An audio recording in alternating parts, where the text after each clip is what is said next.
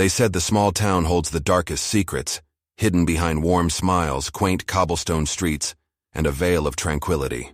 But in Greystone, Vermont, those secrets came to light when the lifeless body of Benjamin Reed was found deep in the woods. What seemed like a tragic, isolated event quickly unraveled into a web of lies, betrayal, and a conspiracy that shook the entire town. Who can you trust when the truth is buried deeper than the crime itself? Welcome to Silent Crime Case, where we uncover the sinister stories hidden in the shadows. In 2011, the tranquil town of Greystone, nestled in the heart of Vermont, held an air of timeless charm. With its cobblestone streets and a population barely over 2,500, it was a place where whispers traveled faster than the wind. On Elm Street, at the center of this close-knit community, stood St. Mary's Church, a beacon for Sunday gatherings and heartfelt conversations.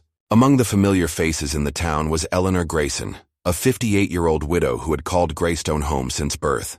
Her Victorian-style house, aged but well-kept, sat on the edge of the woods, shrouded in mystery and seclusion. Eleanor was a respected member of the community, known for her quiet demeanor and fondness for gardening.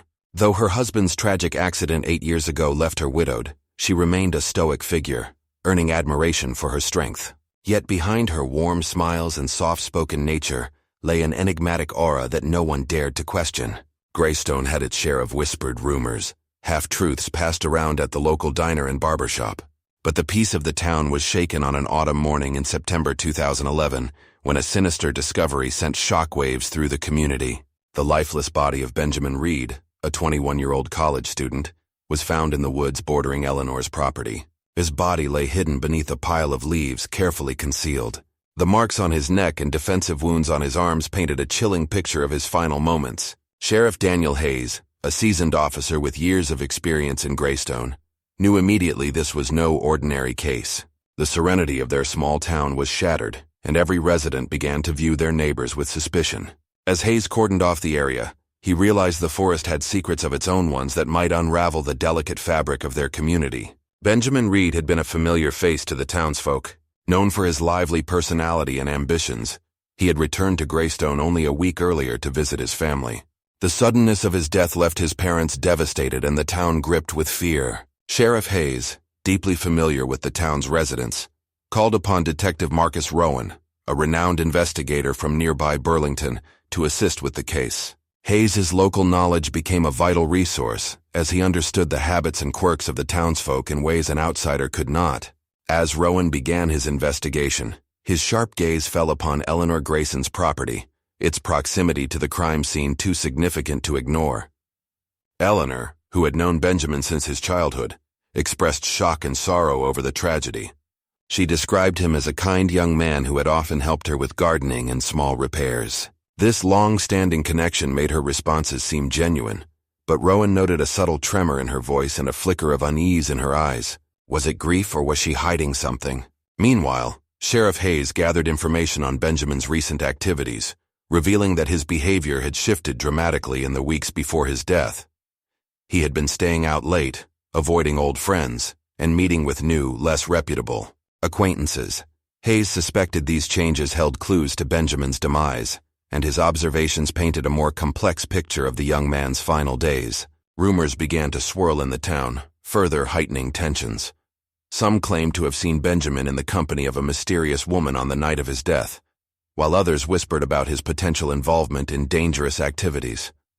The idyllic calm of Greystone was rapidly unraveling, and Rowan knew the investigation had only scratched the surface. Detective Rowan pieced together Benjamin's final hours with the help of eyewitness accounts and surveillance footage from the town's limited security cameras. The night before his death, Benjamin had been seen at Harper's Pub, a popular local haunt. Surveillance footage revealed him in a heated argument with a tall, unidentified man wearing a dark jacket. The man left the pub moments after Benjamin, but his identity remained a mystery. Rowan's inquiries brought him to Harper's bartender, Chloe Jensen, who described the argument as intense.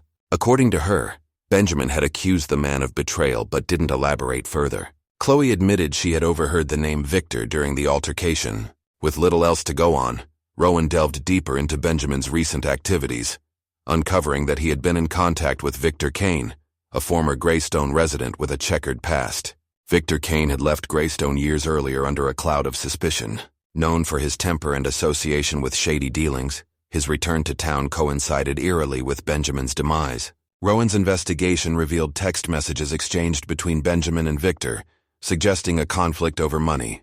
The texts were laced with threats, and one message sent hours before Benjamin's death read, "Meet me at the old trail.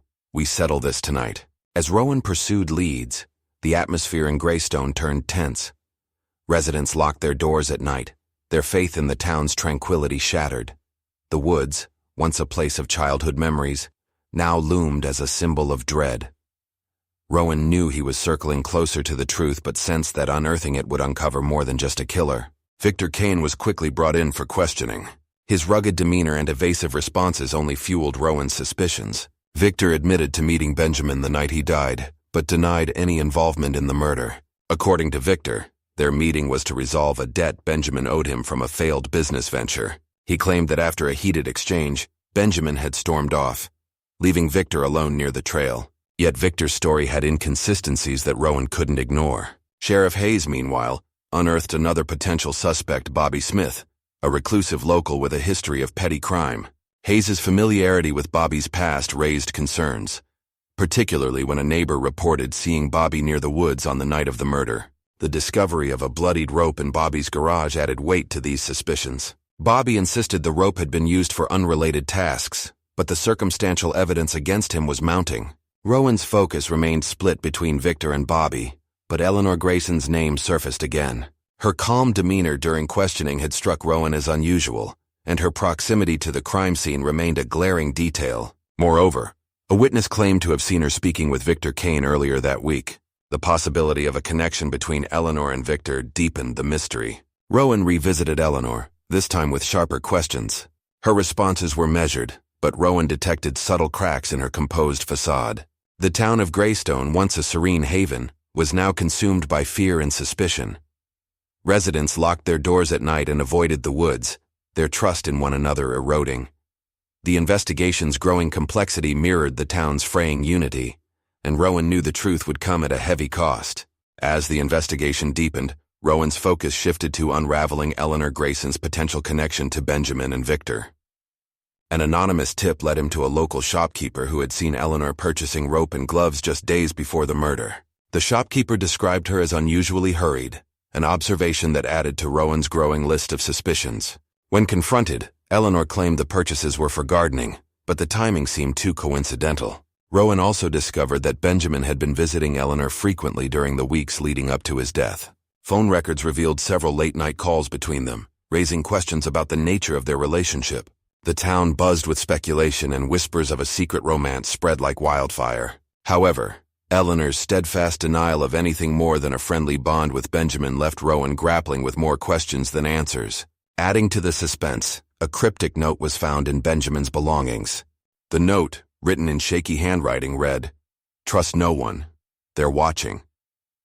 Rowan's instincts told him this case was about more than just money or betrayal. As he stared at the growing evidence board in his makeshift office, he couldn't shake the feeling that a deeper conspiracy loomed. Every new revelation seemed to draw the circle of suspects tighter, but the truth remained agonizingly out of reach. The clock was ticking, and Rowan knew that solving this case would take him to the darkest corners of Greystone, where secrets long buried threatened to tear the town apart. As news of the investigation spread, the town of Greystone found itself divided. While some residents believed Eleanor Grayson was incapable of wrongdoing, others began to suspect the widow's enigmatic past held secrets darker than anyone had imagined. Meanwhile, Victor Kane's criminal history painted him as a convenient scapegoat, and whispers about his involvement grew louder with each passing day. Detective Rowan intensified his efforts to piece together the tangled web of relationships. He discovered that Benjamin had been corresponding with a journalist named Amy Callahan in the weeks leading up to his death. Amy, an investigative reporter from Burlington, revealed that Benjamin had been researching a series of unsolved disappearances linked to Greystone's history. According to Amy, Benjamin believed these old cases were connected to something sinister involving key figures in the town. As Rowan pored over Amy's notes, he stumbled upon a photograph of Benjamin, Victor, and an unidentified man standing outside Eleanor's house.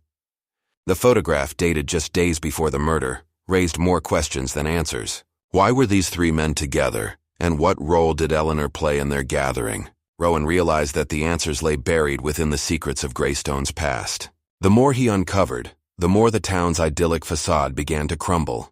Beneath its picturesque streets lay a history of corruption and betrayal that might hold the key to Benjamin's murder. With tensions running high, Rowan knew he had to tread carefully, for the truth would not only shatter the lives of those directly involved, but also the fragile peace of Greystone itself. Rowan's investigation into Greystone's history led him to uncover a chilling pattern. Over the past 2 decades, several young men had vanished without a trace, their disappearances never fully explained. These cases, once dismissed as unrelated tragedies, now seemed to share eerie similarities with Benjamin's murder. Rowan found himself grappling with the possibility of a serial predator. The detective's focus shifted to Victor Kane, whose return to Greystone coincided with Benjamin's death. Victor's alibi remained flimsy, and his financial ties to Benjamin only deepened Rowan's suspicions. Further digging revealed that Victor had been questioned in connection to one of the earlier disappearances, but was never charged due to lack of evidence. Rowan wondered if Victor had returned to settle old scores or tie up loose ends. Meanwhile, forensic evidence from the crime scene unveiled another shocking revelation. Soil samples taken from Benjamin's shoes contained traces of a rare chemical compound used in industrial processes. This compound was traced to an abandoned factory on the outskirts of town, a location notorious for its dark history. Rowan decided to visit the factory, suspecting it might hold crucial evidence. The factory's dilapidated structure exuded an unsettling aura. Inside, Rowan found remnants of old machinery, faded graffiti, and a hidden basement entrance. As he descended into the darkness, he stumbled upon a chilling sight, a collection of personal belongings, including watches, wallets, and photographs. Among them was a necklace engraved with Benjamin's initials. Rowan's heart raced as he realized the factory was more than an abandoned relic. It was a graveyard of forgotten lives. The discovery added a new layer of urgency to the investigation, and Rowan vowed to uncover the full extent of the horrors hidden in Greystone. The discovery of the factory's hidden chambers sent shockwaves through the investigation. Rowan's team carefully cataloged every item, noting that many of the belongings matched the profiles of the town's missing persons. Among the chilling artifacts was a faded journal, its pages filled with cryptic entries that hinted at a sinister operation. The journal referenced clandestine meetings, coded messages, and chillingly vague references to the Pact. As Rowan deciphered the entries, he noted several references to Eleanor Grayson. One entry, dated years earlier, mentioned a meeting at the Grayson house and arrangements made with the widow. These discoveries added to the mounting evidence that Eleanor was not the unassuming figure she appeared to be. Rowan questioned how deeply she was entangled in Greystone's dark legacy. Meanwhile, Victor Kane's interrogation took a dramatic turn. When presented with the evidence from the factory, Victor's tough exterior began to crack. He admitted to being at the factory the night of Benjamin's death, but denied any involvement in the murder. According to Victor, the factory was used as a meeting place by a shadowy group tied to the town's elites. He claimed Benjamin had uncovered dangerous secrets and was silenced to protect those in power. Victor's claims cast a new light on the investigation. Rowan couldn't ignore the possibility that the factory and its sinister contents were part of a larger conspiracy. As he delved deeper into the town's past, Rowan's suspicions grew that Greystone's darkest secrets were still being guarded by those who would stop at nothing to keep them hidden. The stage was set for a dramatic confrontation, and Rowan braced himself for the storm ahead. The arrest of Victor Kane marked a pivotal moment in the investigation, but Rowan and Sheriff Hayes knew the case was far from over. The prosecution began building its case against Victor, heavily relying on the evidence found at the factory and his threatening messages to Benjamin. Yet, Bobby Smith's role in the unfolding mystery remained unresolved, and the defense capitalized on this ambiguity to cast doubt on Victor's guilt. As the trial unfolded, Eleanor Grayson's involvement became a focal point. Witnesses testified to her purchases of rope and gloves just days before the murder, and the cryptic journal entries referencing meetings at her home raised questions about her deeper ties to the crime. When called to testify, Eleanor maintained her composed demeanor, but struggled under the weight of pointed questions. Her claim that Benjamin's visits were innocent seemed increasingly tenuous, and the courtroom buzzed with speculation about her true role. The defense introduced Bobby Smith as an alternate suspect, presenting the bloodied rope found in his garage as evidence of his potential guilt. Bobby's nervous testimony and evasive answers left an impression of guilt, further complicating the narrative. Rowan, observing the trial, noted how the courtroom became a stage for subtle power plays, with Eleanor's calm exterior and Bobby's defensiveness providing a stark contrast. Rowan's instincts told him the answers lay in connecting the threads between Eleanor, Victor, and Bobby. The trial's dramatic twists and emotional testimonies kept the community riveted, but Rowan's investigation continued behind the scenes. He knew that exposing the full truth required delving into Greystone's darkest secrets and revealing the intricate web that bound its most enigmatic residents together. As the trial reached its climax, Rowan faced mounting pressure to uncover the final pieces of the puzzle. New evidence emerged in the form of a coded letter found among Benjamin's belongings. The letter contained cryptic instructions and references to a final meeting at the factory. Rowan worked tirelessly to decode the message, enlisting the help of cryptography experts. The decoded message revealed a chilling truth. Benjamin had planned to expose a powerful syndicate operating within Greystone, using the factory as their hub. The letter named key players, including Eleanor Grayson, Victor Kane, and others whose identities shocked the community. Rowan realized Benjamin's murder was not a random act, but a calculated move to silence him and protect the syndicate's secrets. With this revelation, Rowan confronted Eleanor one final time. Her composed facade finally crumbled as she tearfully confessed her role in the syndicate. According to Eleanor, she had been coerced into cooperation years ago, trapped by threats against her family. While she denied direct involvement in Benjamin's murder, her knowledge of the operation made her complicit in its dark deeds. Rowan presented his findings to the court, unraveling the intricate web of lies, betrayals, and power struggles that had plagued Greystone for decades. The trial's conclusion saw Victor Kane convicted of Benjamin's murder, but the revelations extended far beyond a single crime. The syndicate's exposure rocked Greystone to its core, forcing the town to confront the shadows it had long ignored. Rowan's work was done, but the scars of the case would linger, a testament to the cost of unearthing buried truths. With the trial's revelations, the town of Greystone found itself grappling with a new reality. The exposure of the syndicate sent shockwaves through the community, revealing a network of corruption and crime that had infiltrated even the most trusted institutions. Eleanor Grayson's confession became the centerpiece of the scandal, turning her from a revered widow into a symbol of betrayal. Detective Rowan, though hailed as a hero for solving the case, was deeply affected by the darkness he had uncovered. The journal entries and coded messages painted a haunting picture of how deeply embedded the syndicate was in Greystone's history. Rowan shared his findings with federal authorities, ensuring the investigation would extend beyond Benjamin's murder and delve into the wider implications of the syndicate's activities. As the community attempted to heal, Rowan found himself reflecting on the cost of uncovering the truth. The once idyllic town was now a place of suspicion and mistrust, its residents struggling to reconcile the people they thought they knew with the harsh realities exposed by the case. Rowan's work was far from over. He knew that justice wasn't just about convictions, but also about helping a community rebuild and reclaim its dignity. Yet, he couldn't shake the feeling that more secrets remained hidden, waiting to surface. Victor Kane's sentencing was swift. The overwhelming evidence against him, combined with his criminal history, left little room for doubt. He received a life sentence for the murder of Benjamin Reed and his role in the syndicate. However, the trial's conclusion did little to ease the tension in Greystone. Eleanor Grayson's fate remained uncertain. Although her involvement in the syndicate was proven, her claim of coercion garnered some sympathy.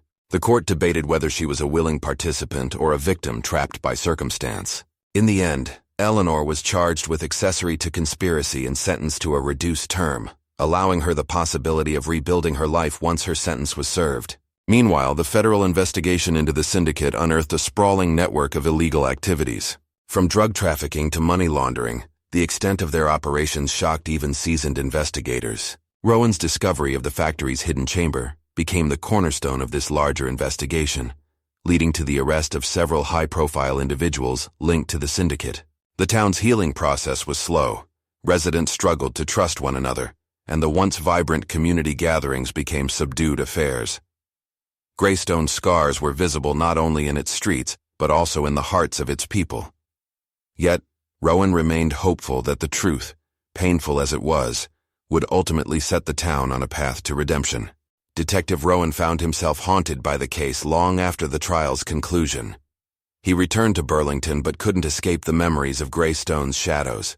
The factory's hidden chamber, the journal's cryptic entries, and Benjamin's untimely death weighed heavily on him. Rowan began compiling a detailed report on the case, hoping it would serve as a resource for future investigations. As he sifted through his notes, he noticed patterns he hadn't seen before. Certain names and dates in the journal hinted at other potential crimes that had gone unnoticed. Rowan shared these findings with the FBI, ensuring the investigation into the syndicate's reach continued. Despite his professional success, Rowan's personal life suffered. The emotional toll of the case left him distant and withdrawn, unable to shake the feeling that he could have done more to prevent Benjamin's death. He often revisited Greystone, not as a detective but as a man seeking closure. The town, still recovering, welcomed him cautiously. Many residents saw him as a hero, while others viewed him as a reminder of the darkness that had shattered their lives. For Rowan, the case became a symbol of the delicate balance between justice and truth. He knew the answers he had uncovered came at a cost, but he also believed that exposing the syndicate was necessary to protect others from similar fates. As he looked toward the future, Rowan resolved to carry the lessons of Greystone with him, using them to guide his work and find meaning in the midst of tragedy. Years passed, and Greystone slowly began to rebuild. The scars of the syndicate's reign lingered, but the community's resilience shone through. Residents came together to restore the town's reputation, hosting events that celebrated unity and transparency. St. Mary's Church, once a hub for whispers and secrets, became a beacon of hope and healing. The factory, a haunting reminder of the past, was demolished. In its place, a memorial park was established, honoring the lives lost and the resilience of the community. The park's centerpiece was a plaque bearing Benjamin Reed's name, along with the names of those whose disappearances had been linked to the syndicate. It served as a solemn reminder of the cost of silence and the importance of vigilance. Eleanor Grayson, released from prison after serving her sentence, chose to remain in Greystone. Her presence was met with mixed reactions, but she dedicated herself to community service, hoping to atone for her role in the town's darkest chapter. Over time, some residents forgave her, while others kept their distance. Eleanor's journey of redemption became a testament to the power of accountability and change. For many, the rebuilding process was a way to reclaim their identity and ensure the town's future was free from the shadows of the past. Though the road to healing was long, Greystone emerged stronger, its residents united by their shared determination to protect their community and honor those they had lost. Detective Rowan's work in Greystone left an indelible mark on the town and his career. Though he moved on to other cases, the lessons he learned in Greystone stayed with him. He often reflected on the courage it took for the town to confront its darkest secrets and the resilience of its people in the face of unimaginable tragedy. Rowan's efforts to expose the syndicate earned him recognition and respect among his peers. He published a book detailing the investigation, shedding light on the complexities of small-town crime and the challenges of uncovering hidden truths. The book became a bestseller, inspiring other law enforcement professionals and sparking conversations about the importance of accountability and transparency. Greystone's legacy became one of transformation. The town's story was no longer defined by its darkest moments, but by the strength and determination of its residents to rebuild and heal. The memorial park became a symbol of hope, drawing visitors from across the country who sought to understand the resilience of a community that refused to be defined by its past. As for Rowan, he continued his work with renewed purpose, using his experiences in Greystone to advocate for justice and integrity in law enforcement. Though the case of Benjamin Reed remained a painful memory, it also became a source of inspiration, a reminder that even in the darkest times the pursuit of truth could lead to redemption and hope. And so, the small town of Greystone begins to heal, but the scars of Benjamin Reed's murder and the dark syndicate that lurked in the shadows will remain forever etched in its history. Secrets were exposed, lives were forever changed, and the pursuit of justice left no stone unturned. Yet as we've seen, even in the quietest places, silence can hold the loudest screams. What other hidden truths lie buried in the seemingly peaceful corners of the world? Join us next time on Silent Crime Case, where we uncover the untold stories that demand to be heard. Remember, sometimes the quietest voices reveal the loudest truths.